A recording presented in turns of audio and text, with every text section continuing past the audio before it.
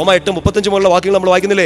ഇതിനെക്കുറിച്ച് നാം എന്താണ് പറയേണ്ടത്? ദൈവം നമ്മുടെ പക്ഷത്തെങ്കിൽ ആര് നമുക്ക് എതിര് നിൽക്കും? ഇനി ആരിൽ എതിര് നിന്നാലോ, വിധി കൽപ്പിച്ചാലോ, ദുഃഖമാവട്ടെ, രോഗമാവട്ടെ, ചങ്ങലകളാവട്ടെ, കാരാഗ്രഹമാവട്ടെ, വാളാവട്ടെ, ഒന്നും ക്രിസ്തുവിന്റെ സ്നേഹത്തിൽ നിന്ന് ഞങ്ങളെ വേർപെടുത്തില്ല. വേർപെടുത്താത്ത എന്താണ്? പൗലോസ് അടുത്ത വാക്യത്തിൽ പറയാണ്, 37-ാമത്തെ വാക്യത്തിൽ ഇങ്ങനെ പറയും, ഇവയിലെല്ലാം ഞങ്ങൾ പൂർണ്ണ വിജയം കണ്ടെത്തിയിരിക്കുന്നു. എങ്ങനെ?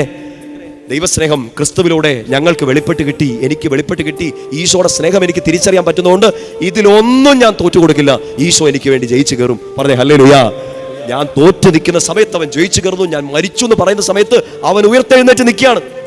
മരണത്തിന്റെ മേൽ വിജയം നേടിയവന്റെ മുമ്പിലോട്ടാണോ നിങ്ങൾ പരീക്ഷ തോറ്റെന്നും പറഞ്ഞ് സങ്കടപ്പെടുന്നത്? എല്ലാവരും നമ്മൾ രോഗങ്ങളൊക്കെ വരുമ്പോൾ സങ്കടപ്പെടാറുണ്ട്, നമ്മൾ പരാതിപ്പെടാറുണ്ട്.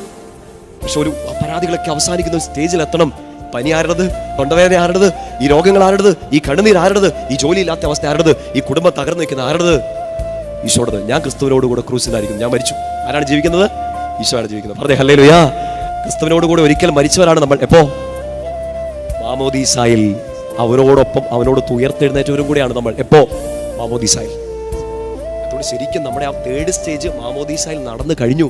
നമ്മൾ ക്രിസ്തുവിനോട് കൂടെ മരിച്ചു, ക്രിസ്തുവിനോട് കൂടെ ഉയർത്തു. ആരാണ് ശരിക്കും മാമോദീസ മുങ്ങിയ ഒരു കുഞ്ഞിന്റെ ഉള്ളിൽ ജീവിക്കണം? ഈശോ, ചൈതന്യം. പക്ഷെ നമ്മൾ ഈ കുഞ്ഞു പാപങ്ങളൊക്കെ ചെയ്ത് ആ ഈശോയുടെ ചൈതന്യം അവിടെ ഇരിക്കട്ടെ എന്നൊക്കെ പറഞ്ഞ് നമ്മളിങ്ങനെ ഇരിക്കും. ഈശോയുടെ ചൈതന്യം ചതഞ്ഞിരിക്കും. നമ്മളിങ്ങനെ നിവർന്ന് നിൽക്കുന്നു എന്നൊക്കെ വിചാരിക്കുന്നു, പാപത്തിലേക്ക് വീണ് പോകുന്നു. പറഞ്ഞേ ഹല്ലേലൂയാ. 3rd സ്റ്റേജിൽ ആണ് നമ്മൾ ശരിക്കും, ഇല്ലേ?